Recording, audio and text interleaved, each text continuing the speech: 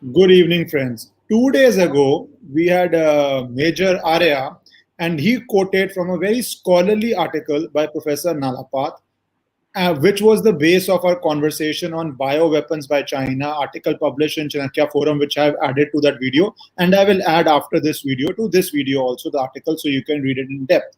And I promised you that I would request Professor Nalapat to come and speak in depth on bioweapon as well as the national security threat India is facing in the second wave, because the first wave we had Galwan. Would second wave have it? Is there a potential of something like that? We will discuss all of that. If you are joining for the first time, please subscribe so that you can join live to these talks and ask your questions in the end. I am very happy to welcome one of the most respected voices on national security, on geopolitics in India, Professor Nalapat, who, along with a lot of other accomplishment and positions, is editorial director of ITV Media Network. So, thank you, Professor, for taking out time and educating us on this topic. Sir, your article talks about, I'll just start with the basic because everybody is not an expert. The beginning of the article talks about gain function vis-a-vis coronavirus. So what is this gain function? And if you would like to build from that, and then I will keep asking questions as time passes. Thank you, Ishkaran. It's a pleasure to come on your channel. I think, as far as you're concerned, you're doing a lot of very useful work using the law, using the courts. And I'm happy to see the courts are also now extremely active. It's important in a system that we have that every institution of governance, the executive, the legislative, the judiciary, the media, every one of them function autonomously, independently, and each acts as a check on the other. When any institution goes more or less unchecked, then there is a problem. I would like to say any institution, whether it's media, whether it's executive, any institution, there have to be checks and balances. That's a democratic system. Gain of function is a very nice way of describing the transformation of a virus into a bioweapon. That's all there is to it. It basically means that you are engineering that particular virus in a laboratory to make it much more transmissible and much more deadly. Now, this is a coronavirus. Now, as I said, I'm not an epidemiologist, and I'm a little surprised to see. I wrote in today's Sunday Guardian an entire front page report on that. I don't see the names of too many epidemiologists in all the task forces and study groups that have been set up by the government to handle this. I'm not sure that anybody has mentioned on television the name of the National Institute of Virology in Pune. It's one of the best institutes of virology in the world. They have some of the best virologists. This is something that needs the help of epidemiologists. This is something that needs the work of virologists. You could be a doctor, let's say, of pediatrics. You have people at task force who are pediatricians, and they're doing amazingly good work. They're really good pediatricians. You may have people who are cardiac specialists, but frankly, all this is, in a sense, taking care of the aftershocks or after effects of COVID. What you need are epidemiologists and virologists. And I think it's very important to understand, just as any administrator is not sufficient these days to handle specialist domains, such as, for example, home, defense, health, education. Any doctor is not really by himself or herself enough to look into the whole issue of this pandemic and this coronavirus. Why? 2 or 3 reasons. One, what I'm telling you is something that is known even to 15-year-old children. You talk to a nephew of yours who's 15, and the nephew will tell you exactly what I'm telling you. There is now an iron alliance between GHQ Rawalpindi and the PLA, right? So GHQ Rawalpindi, you know very well, there is no limit to where the GHQ Rawalpindi will look to weaken India. It's got a particular hatred against India, and they will do anything. anything to weaken this country. Now, the problem is how much of the playbook of GHQ Rawalpindi has the PLA now adopted in its strategies to India? They may not have adopted any playbook. I mean, even though you had instances like Galwan, you may find very saintly people in the PLA.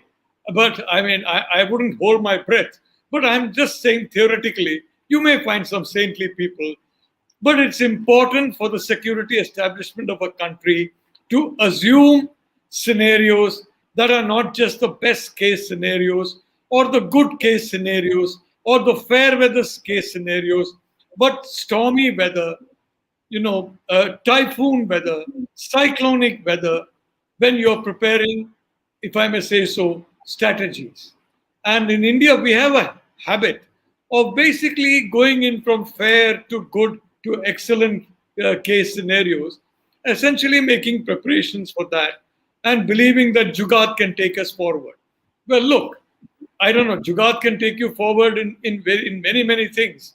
For example, I remember there was a car, I don't want to name the brand here, lest the manufacturers, get a little bit upset. But people used to say about that particular car that it used to run on Jugaad. And luckily, we had workshops across the country that were good on Jugaad, and that the only thing in that car that did not make a noise was the horn. Every other part in that car made a noise. What I want to say is that the empirical evidence, in my view, I'm not going to say flat out it's a bioweapon. I'm not going to say flat out it was developed in the Wuhan laboratories. I'm not going to say that for the simple reason that the information that I need to say that is information that is in the hands of the Chinese state. It's now a state secret, and either you or me or WHO or anybody else is very, very unlikely that you're going to get that. So I'm not going to say. I'm only going to say that if you look at the circumstantial evidence, it's a very strong case. In fact, if this were a murder, let us say, then possibly any court would convict that particular individual of the murder based on the strength of the circumstantial evidence that we have. Look at 2 or 3 facts. One, SARS-1. I'm not going to call those complicated names. It's a simple SARS-1, the earlier SARS. In 2003, 2004, you remember you had SARS-1. It moved from the bats to civet cats and then to humans.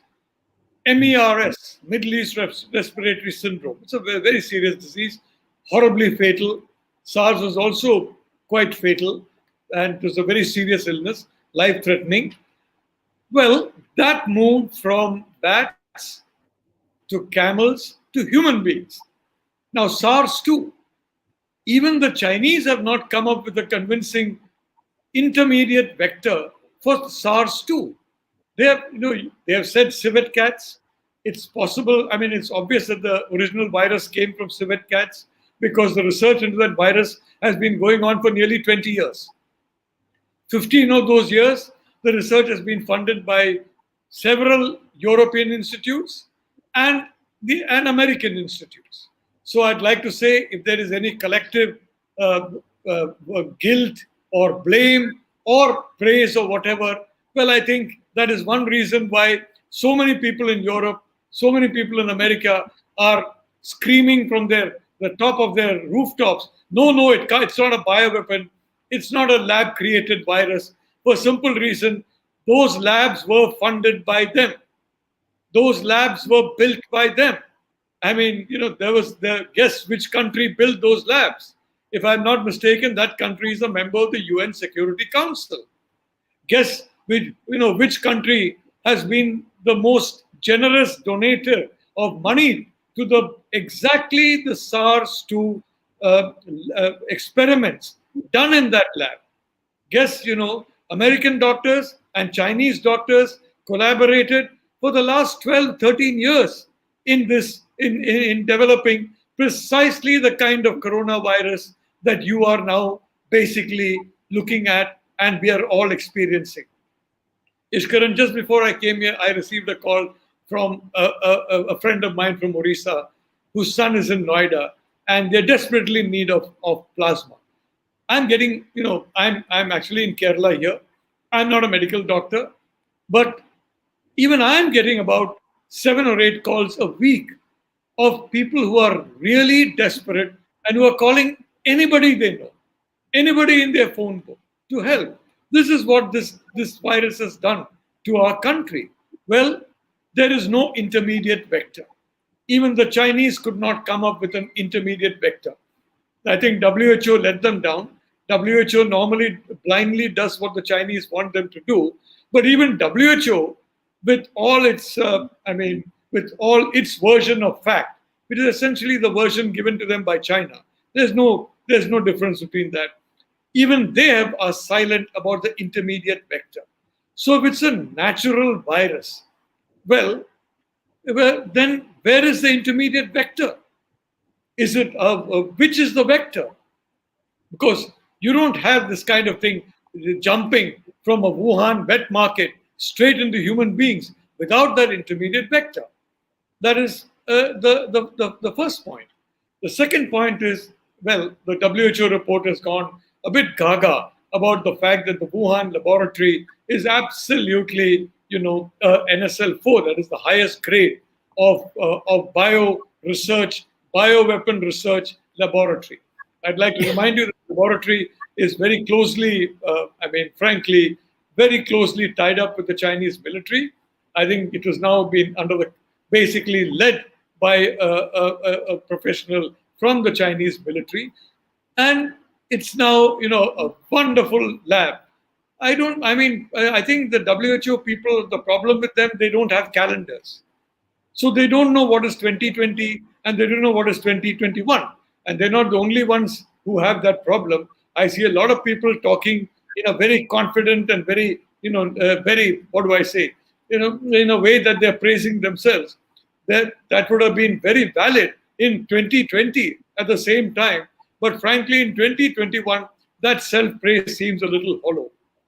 The fact is, they had 13 months to completely clean up that particular lab. I can tell you in 13 days, the Chinese system is a very effective and efficient system. You don't need 13 months. You need 13 days to clean up a lab and to make it absolutely interstellar class. Forget world class, galactic class. But the WHO, poor chaps, they didn't have a calendar. So they assumed that the lab is the same in 2021 when they visited it as it was, very, very frankly, that it was in 2020 when the experiments were going on. Well, at least one of the researchers who has done a lot of papers, very, very frankly, on this particular coronavirus, precisely the virus that's devastating the world today, not any other coronavirus.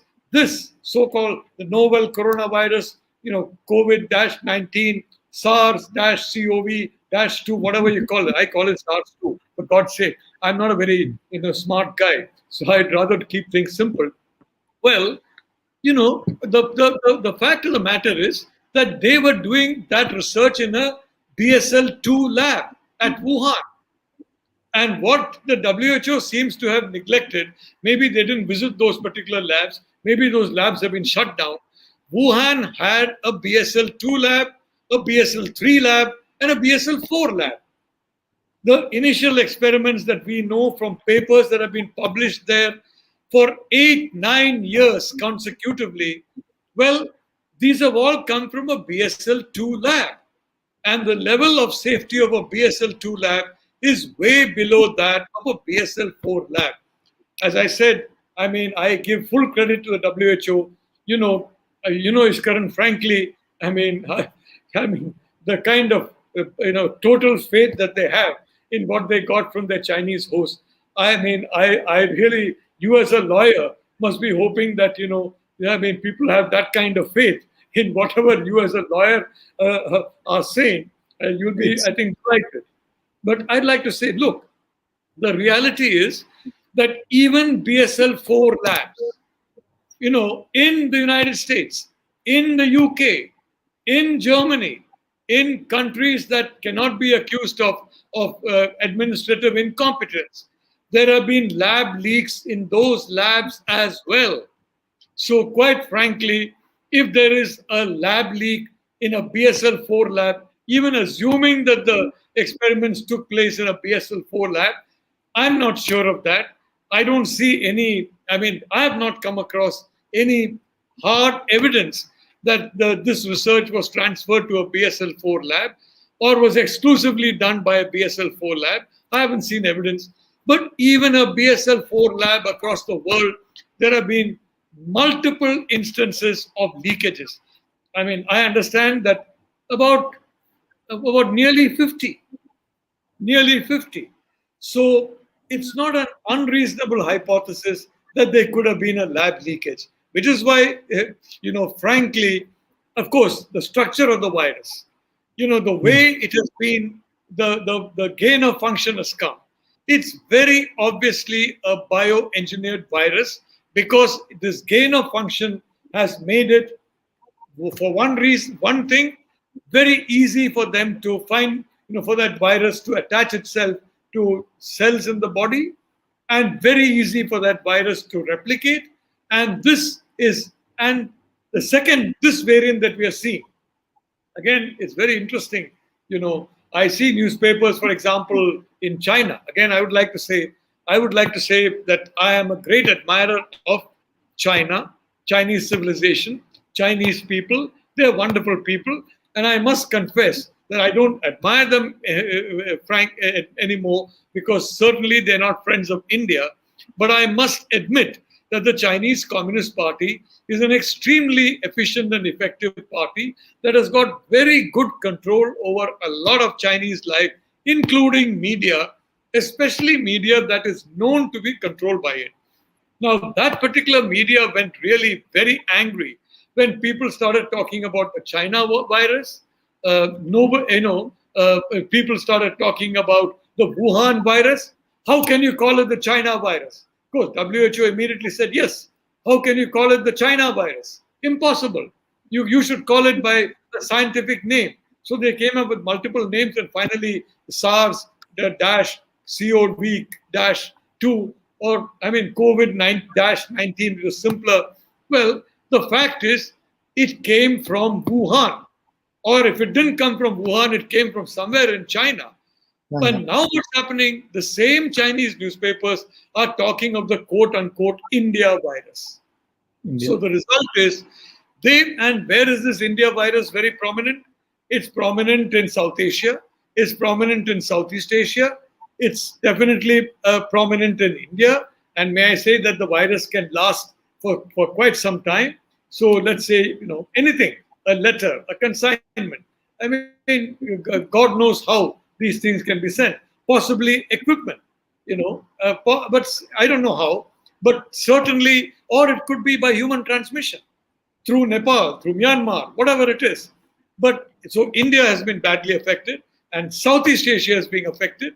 Now, the difference between India and Southeast Asia, etc., is that the vaccines that are used in India are different from the vaccines used in Pakistan and a lot of Southeast Asia. They're relying very heavily on the Chinese vaccines. And we have seen from the Seychelles, 60% of Seychelles has been vaccinated. And the Seychelles has got a bad problem. And by the way, that vaccination was mostly the Chinese vaccine. And they're having a very bad problem of COVID. I've tracked the metrics for the vaccine that we're using in India, both the Covishield and Covaxin. I can tell you the metrics are very clear that the number of people who fall sick after getting the vaccine with COVID are significantly lower than those who have not got the vaccine. And the number of people who die of this horrible disease is very much lower if you're vaccinated than if you're not vaccinated. It's not that it's perfect. Nothing is perfect. But it's very, very advantageous to have the vaccine for the simple reason that the chance of you getting the disease and the chance of you dying of the disease are much lower. Sorry, go ahead. Professor, Professor Nalapat, I will frame 3, 4 questions so that it doesn't interrupt your flow of thought and you can answer them in any manner you want to. First is you suggest that these labs were also funded by US and European interests, business or governmental as that may be. So then won't they have the knowledge of the virus and a better vaccine for the virus and not be so affected by it? B, if the US interests are involved in it, then nobody has any chance of holding anybody accountable because then it's going to be buried. Even otherwise, I don't think so. How can the world hold China accountable? But then that goes. That's the 2 questions and 1 or 2 more. When you talk about Pakistan, Rawalpindi, and Yeah, China, can we do it? Can we? Go ahead. oh, Rawalpindi you and want to China. answer these 2 questions? Can we go? Yeah, I think it's Or you, better. But otherwise, the point is very simple. There's a gentleman called Dr. Peter Daszak. He has been an associate with Dr. Fauci for a long time. Now, Dr. Fauci, Dr. Birx, all these people whom Donald Trump tapped uh, to, to go into the COVID task force and to be the key elements of COVID task force. There was a time about 2 decades ago when they were very, very active, or 3 decades ago, I'm sorry, were trying to locate a vaccine for HIV/AIDS. Unfortunately, they didn't succeed because the virus mutates an awful lot. I must say that this is also a virus that mutates, but I can tell you this time around, the Trump administration has been very successful in Operation Warp Speed. It threw an enormous amount of money at these vaccines. More money, I think, than we can spend, for defense and education and health and all these things possibly put together. It threw an enormous amount of money and they have produced some good vaccines. Now, whether the knowledge which is there with them as a result of these early trials, well, it is reasonable to assume because the Chinese have been very clear for a very long time that today, tomorrow, or day after, they are going to be at kinetic war with the United States. They know that they are going to be, they are already at war. The Chinese concept of war is not the American concept of war or the European concept of war. That war is artillery, bombing, ships, naval ships, aircraft. No, the Chinese concept of war is to dominate the mind of the enemy and thereby get what you want. Whether it's dominating by ruining the health, whether it's dominating by affecting the economy, whether it is dominating by crossing the frontier, all these are absolutely acts of war by the Chinese definition of war.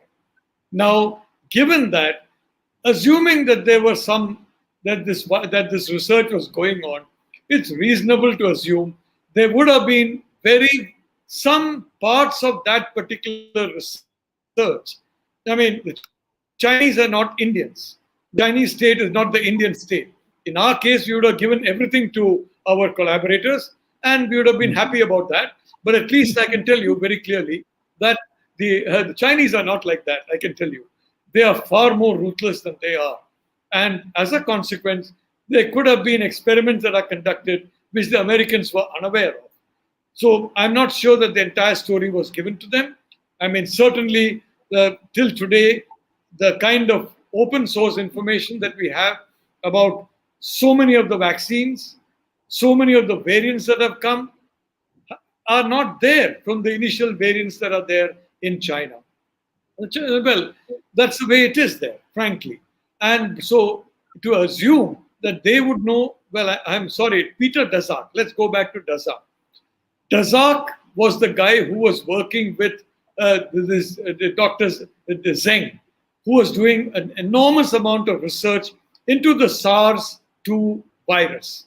Both these people worked together on the virus, and Peter Daszak saw to it that from 2014 onwards up to 2019, when it became a little difficult to justify, huge amounts of money, government money, I'm not talking of private money, I'm talking of government money under the Trump administration was funneled to the Virology Institute of Wuhan, and this gentleman And Dr. Zheng, who was called the Bat Lady. You remember, there's a story called Bat Woman, and the Bat Lady. Well, she's a very respected doctor.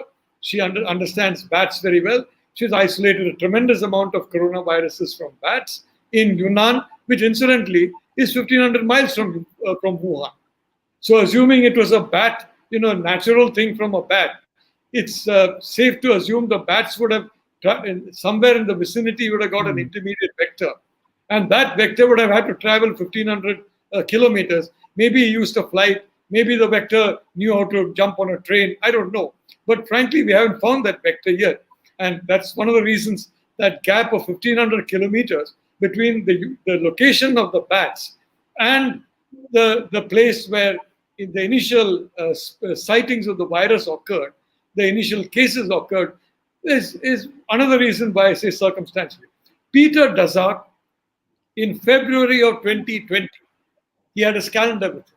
As soon as people, even before there was an uproar about the virus, before anybody realized what a serious virus it was, he got a letter printed in view of the fact that a large number of papers and all were coming about some kind of a mystery disease, a pneumonia-like disease, in and around Wuhan, in other parts of Hubei district, and there were social media reports, the Chinese social media, of mini lockdowns, micro lockdowns. Now, I am one of those who believe micro lockdowns are very effective. I know that they've been extremely effective in institutions which have got a robust administrative structure. I mean, there's a university on the coast with which I'm connected with for a very long time.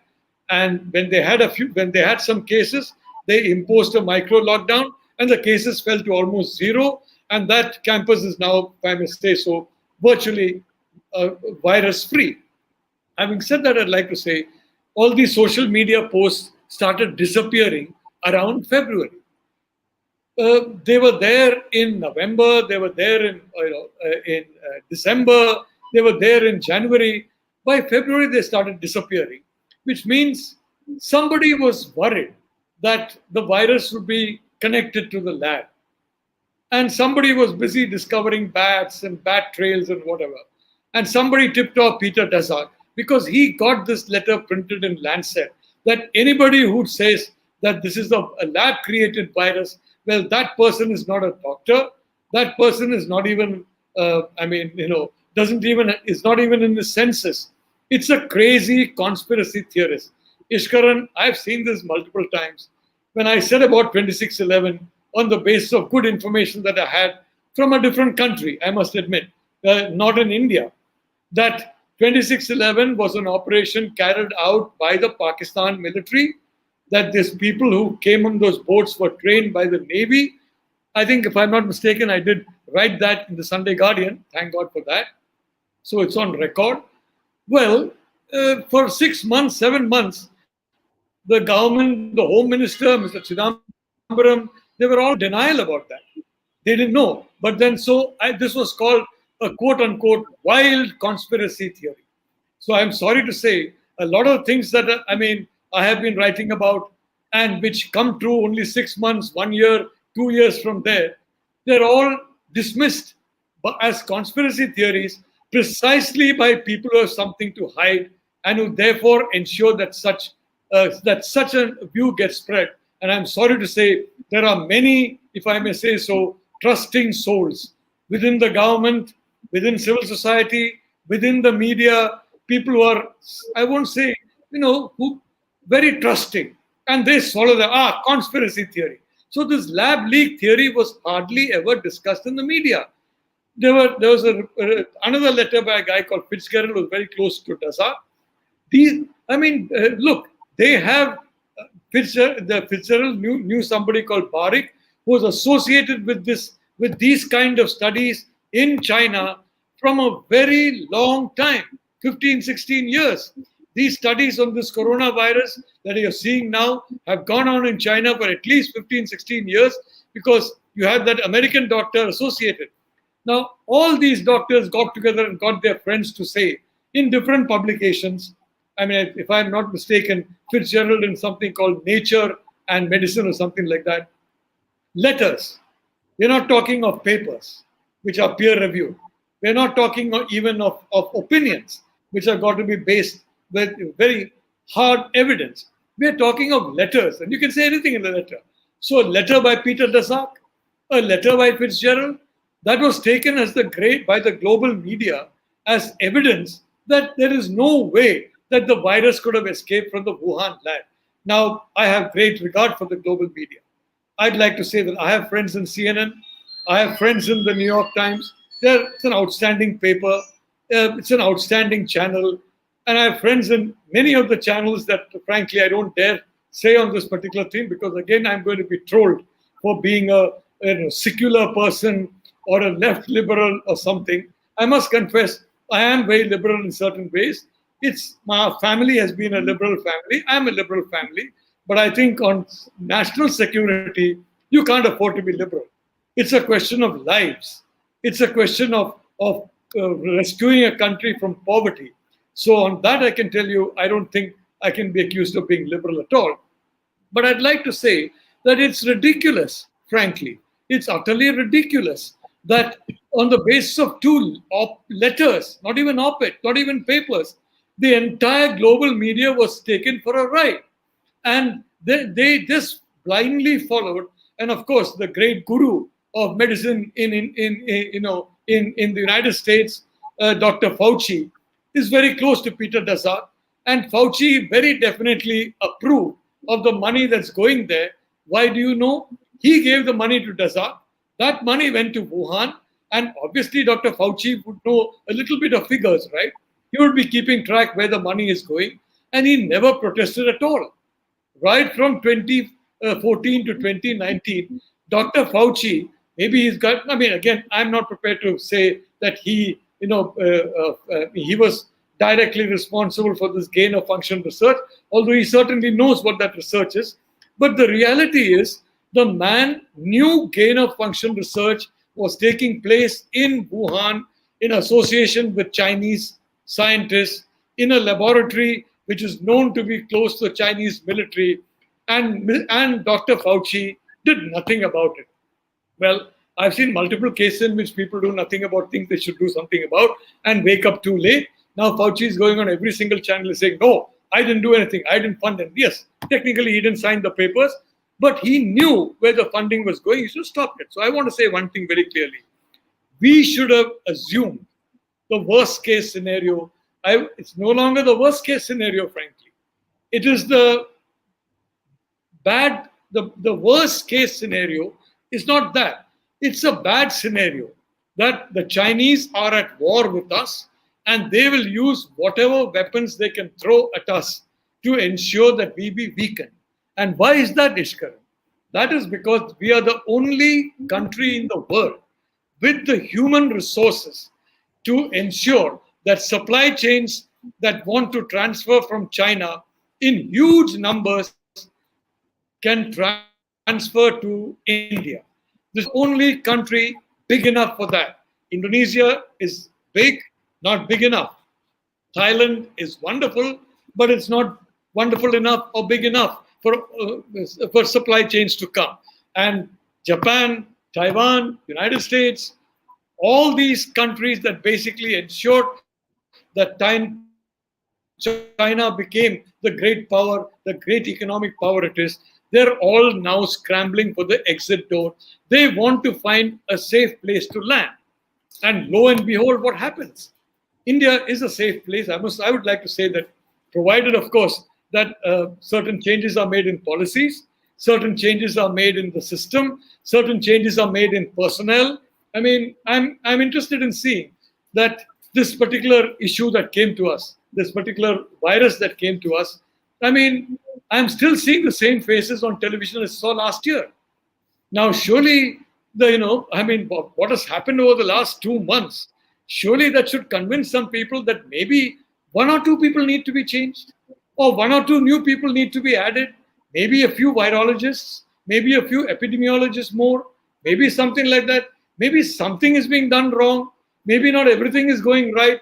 Well, I mean, if that kind of thing must be happening, I'm very sure. I have been for a long time a person who has been very, who have openly said that Prime Minister Narendra Modi is a very efficient administrator. I would still like to believe that.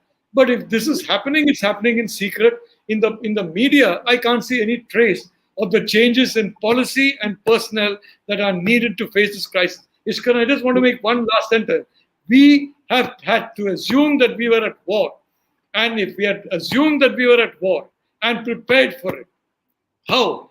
Number one, by cutting the dependence only on large oxygen producers and decentralizing production on oxygen concentrators, etc.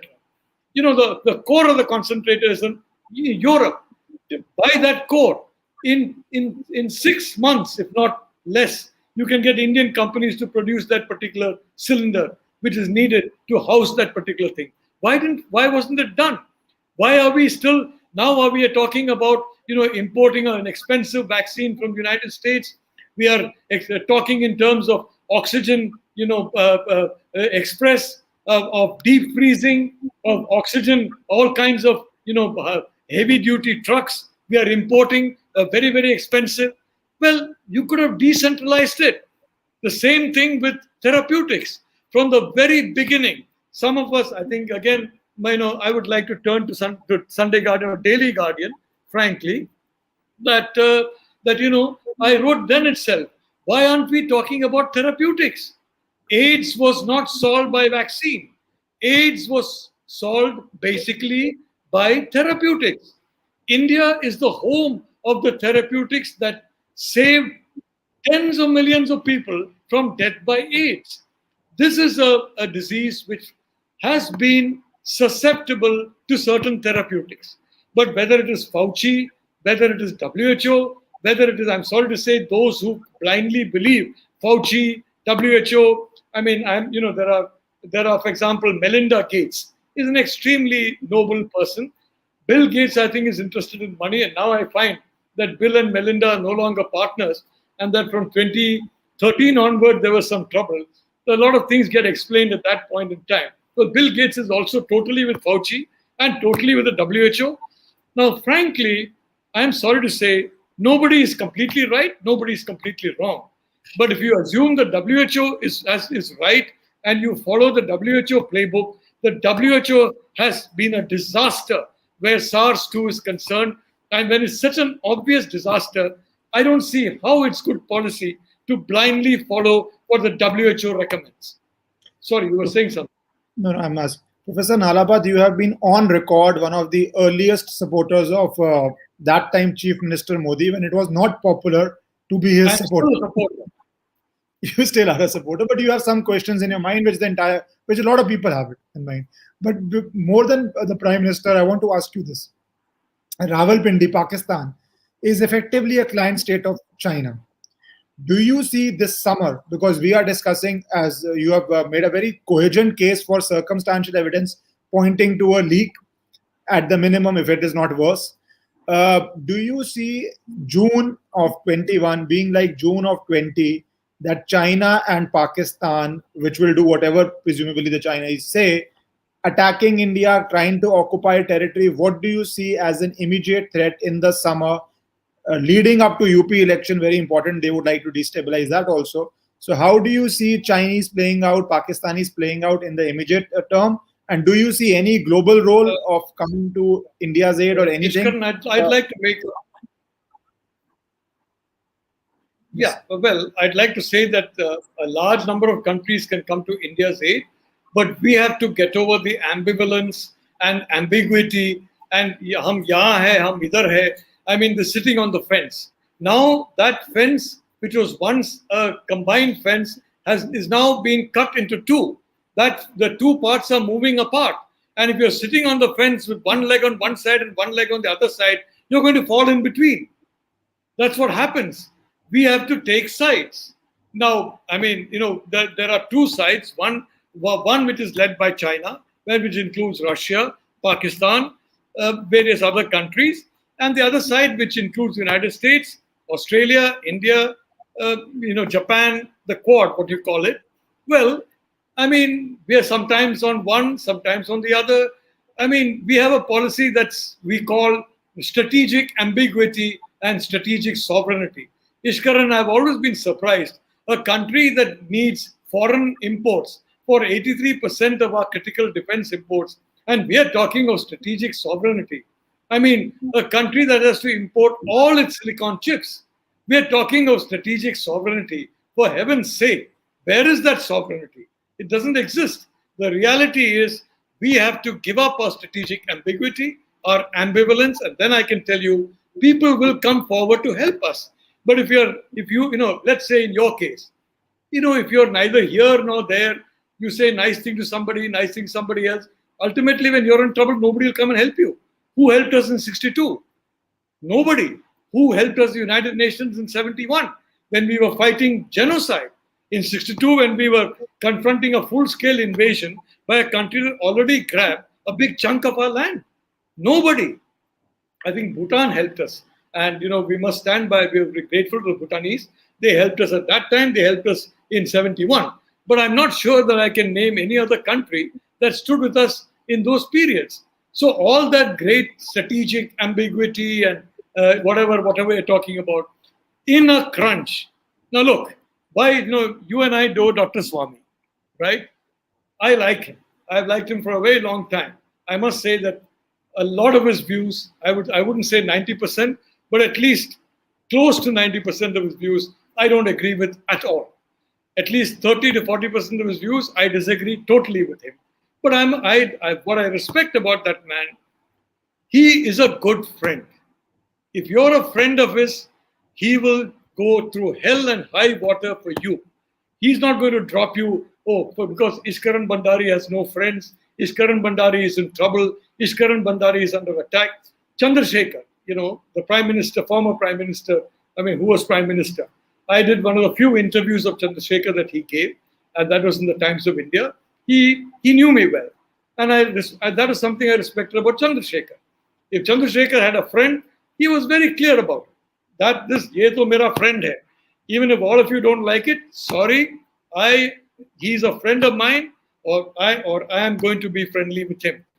Look, that's a quality I basically respect. In a country also has got to be like that. We have to be clear who our friends are, who the friends of our enemies are, who the enemies of our enemies are. And we have to be very clear, frankly, about this. We have to be clear who our enemies are. We have to be very clear who the friends of our enemies are and the enemies of our enemies are. And if we don't give the appearance that we are clear about it, we may not get that support. So I would like to say we can get massive support. And let me tell you, just the Quad, let's say you have a logistics arrangement with the United States in which they ensure we don't need a single soldier from any other country except India. The Indian soldier is the best in the world. And I have been saying for a very long time, some people have been, very dismissive of it, that we have tens of millions of young people in this country, especially in UP, Bihar, etc. Well, they cannot be left without some kind of training, and that kind of training, for example, national service, other kind of training, so that if necessary, they can be deployed, they can be mobilized in disasters, in emergencies, or even in war. You have that tremendous reserve of manpower. We call it a democratic dividend. It is a dividend because the Indian people are very gifted. And I'd like to say, in Manipal University, for example, I think more than 40% of the students come from UP and Bihar. They're some of the best students of Manipal University. They're outstanding human material, but we have to develop it. And if we don't develop it, we are in trouble. And if we do develop it, I can tell you, we need logistical help. I'm reminded of the Second World War. Winston Churchill, who stood up and said, and Dr. Mohan Bhagwat, I saw his speech yesterday, and he said very clearly that Churchill, at a horrible time for Britain, 1940, when the whole, it seemed as though it was a question of time before the British were overwhelmed by bombing or by invasion, he stood up and said, we will never surrender. We will fight in the beaches. We will fight in cities. We will fight here. We will fight there. We will never surrender. and we will prevail. So what the RSS chief said, I must say, and I'd like to say that I have great regard for him as a human being. Although again, I'd like to say, like in the case of almost anybody else, we may disagree on several points, but I have great regard for him. He's absolutely right. The point is very simple, Ishkaran, that we have to have that confidence in ourselves. And if we have that confidence in ourselves and we build up an alliance, I can tell you, what did Churchill say? He told the Americans, give us the tools and we will finish the job. Finish the job of finishing off Hitler. Let me tell you, the Americans gave the tools to the Russians and the British, and the British and the Russians, the British, if I may say so, with the help of more than 2 million Indian soldiers, that they don't seem, they just started to acknowledge now. 2 million of our bravest young men. With that, they destroyed the Nazis. That helped. Churchill was right. Give us the tools and we'll finish that job. 10 years ago in Washington, I said, give us the tools and we will finish the job. That's all India needs. We need the logistics, we need the tools, we need that kind of intelligence sharing, we need certain other things which are important. If we have that, I can tell you, if Galwan or what we are seeing since the beginning of May is repeated, it is not going to end in the borders of India. It's going to end in the borders of at least one other country, if not two. But we need that alliance for that. And it's an important task for our diplomats to have that alliance. It's very important. So let me tell you, if we are realistic about the threats that are facing us. Now, why am I saying this? I mean, SARS too. Why is it, again, it's circumstantial evidence. People were talking in terms of investing in India. The Taiwanese, for example, are major investors in China. They were looking at shifting a lot of investments into India because Taiwan is now very clearly taken sides. Taiwan is taking the side of the democracies. It is not on the side of China. So Taiwanese companies have to make a choice. Either their bosses live in China or they're continuing to live in Taiwan over the next 2 or 3 years, they'll have to start decoupling from China. They've been looking at India. It's a great place. Exactly when the investment climate was looking rosy, when the economic picture was looking rosy, you suddenly have this. And I'm sorry to say, something in which the system was completely unprepared. You were reliant on large, oxygen factories. You were reliant on very complicated logistical arrangements. There was no decentralization. There was no real effort to ramp up therapeutics on different companies. I have done an back of the envelope calculation. At least 9 Indian drug companies that had the capacity to produce vaccines, if they had been given incentives, some small incentive to produce it in February of last year, or March of last year, or May of last year, or August of that year. Look, people are coming and saying it's not, it's very difficult to produce a vaccine. Yes, but India can do it. We have produced wonderful therapeutics. We have produced 2 very good vaccines. And let me tell you, the vaccines from America, how many Indian scientists are involved in that particular set of vaccines? Plenty. Let's talk about silicon chips. I was told, again, I'm not an expert on that, 68% of the IPR, the intellectual property in a silicon chip, comes from those who are ethnically Indian citizens, or ethnically Indian. That's the kind of people we have. And you mean to tell me we could not produce 6 or 7 vaccines? Of course we could have. My envelope calculation says we could have produced a significant number of vaccines by now, well over 600 million doses by now. And in the next 2 years, if the restraints are removed, let me tell you, I can tell you very, very clearly, we can produce more than 2 billion. Now, fortunately, Prime Minister Modi, and I told you, I still have faith with him. Still, I'm keeping faith with him.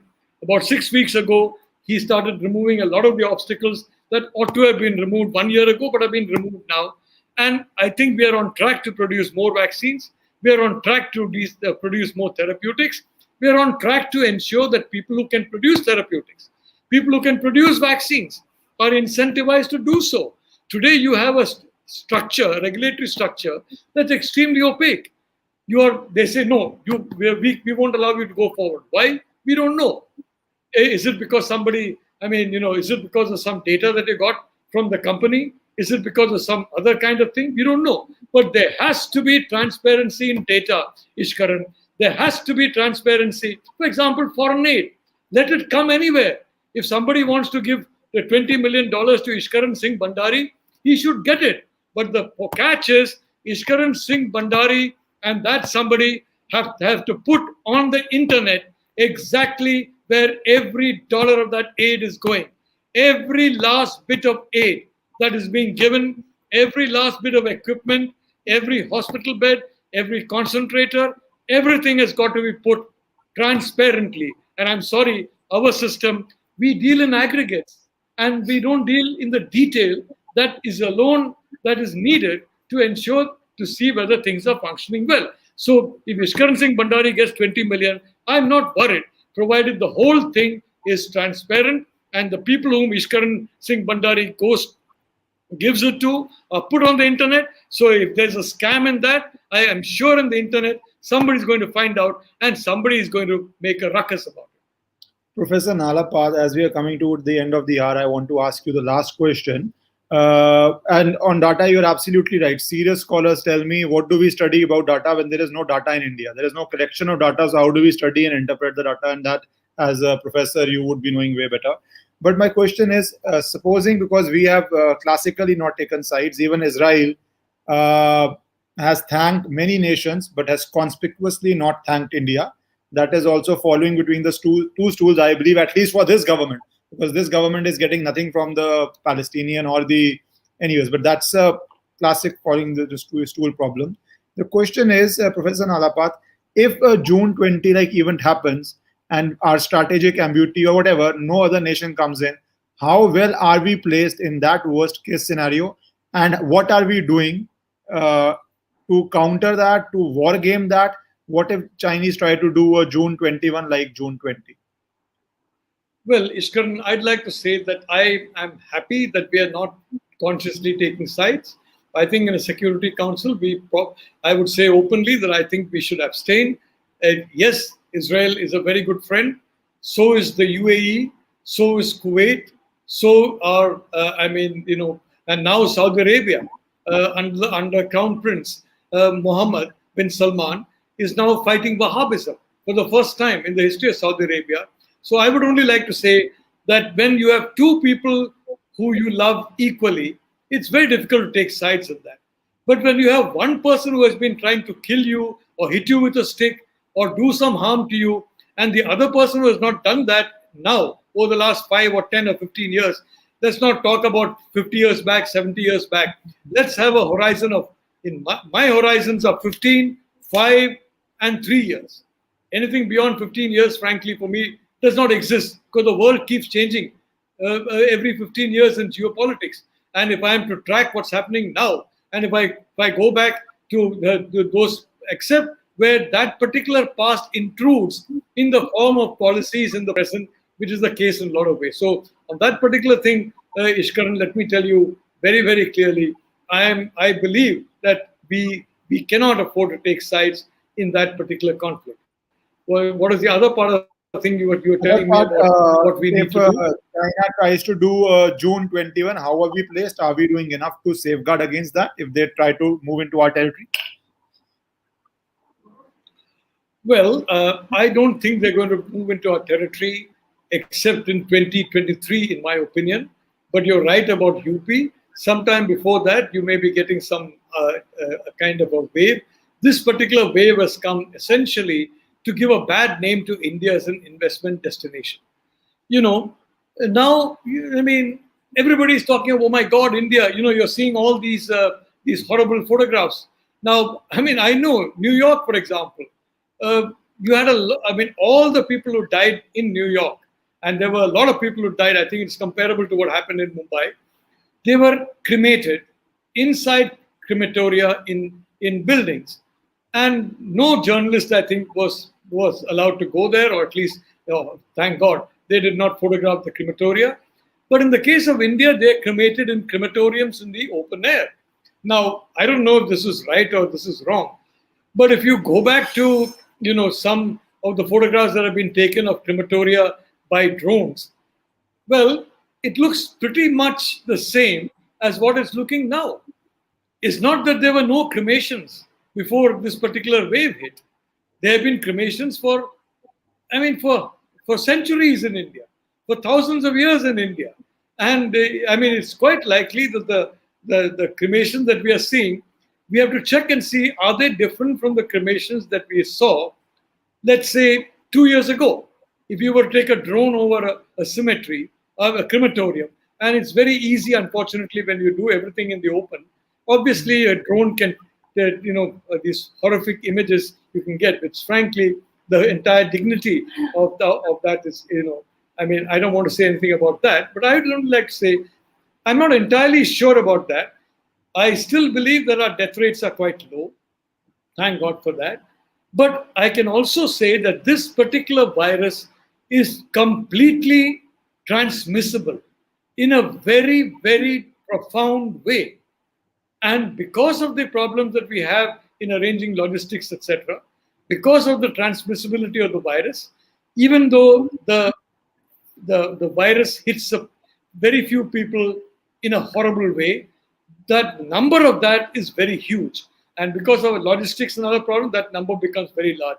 Look, in the first wave, frankly, I hardly came across anybody who had COVID or anybody who knew somebody who had COVID. Today, every day, I'm coming across 2 or 3 people who have either had COVID or who has had somebody in the family dying of COVID, or as I told you, 6 or 7 times a week, 4 or 5 times a week minimum. I get phone calls, please help, please help. And these are people, who I may not know very well. Some of the people I never even met, but because they're desperate. Look, it is really spreading. It is spread like wildfire. And it is now, the effect of that is to affect India's, basically image as an investment destination. I'm not saying it was done, artificially. I'm not saying it is part of bioterror. I'm not saying that this new mutant of the virus, which seems to be extremely problematic. One thing I'm told, it's much smaller. One thing I'm told, it goes straight into the lungs. And so a lot of the tests can't locate it. And that it's way more transmissible. It's very, very easy for a lab to engineer the original the variant of the virus or some variants of the virus from India and re-engineer that to make it much more transmissible. Almost anything can be done in these laboratories today. Life is being created in these laboratories. You have life being created out of gene sequences in the laboratories. One day you're going to find human beings. If you want children, for example, you go to a laboratory and say, I want a child, this specification. And possibly a laboratory will, okay, come back next week and pick up your child. It could happen. That's the way science is developing. So it's very possible that this was a bioweapon, in which case we should have been prepared for it. Frankly, we were not. We were not at all prepared for it. And that's what I'm saying, Ishkaran, that this kind of belief that everything will be fine, hunky-dory, we have to understand we are at war. GHQ Rawalpindi and the PLA are iron brothers. We know GHQ Rawalpindi. Well, their iron brother, we don't know that they're not going to react in the same manner. We have to assume for safety that they do and make preparations. If we make the preparations, we are safe. But if we continue to live in a world in which, for example, Kailash Heights, I said publicly, I don't believe Narendra Modi will allow troops to withdraw from Kailash Heights. I was certain the Chinese would not withdraw. But lo and behold, we withdrew. And almost every television channel said, oh, it's just a matter of weeks or days or hours before Chinese withdraw. Well, they haven't withdrawn yet.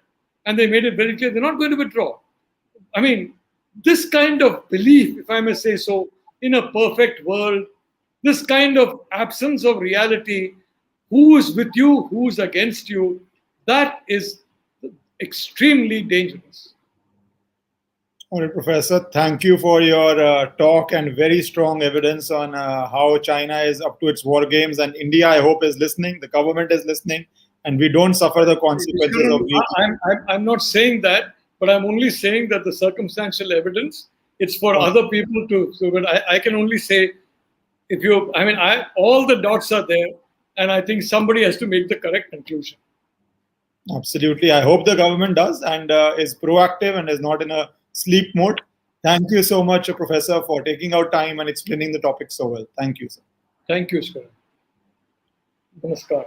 And my greetings and my best wishes to everybody who's watching this. And may I say, I'd like to give my deep respect to all our COVID warriors and to say that, the prayers of Lakshmi and me, we are with every single family who is going through this crisis.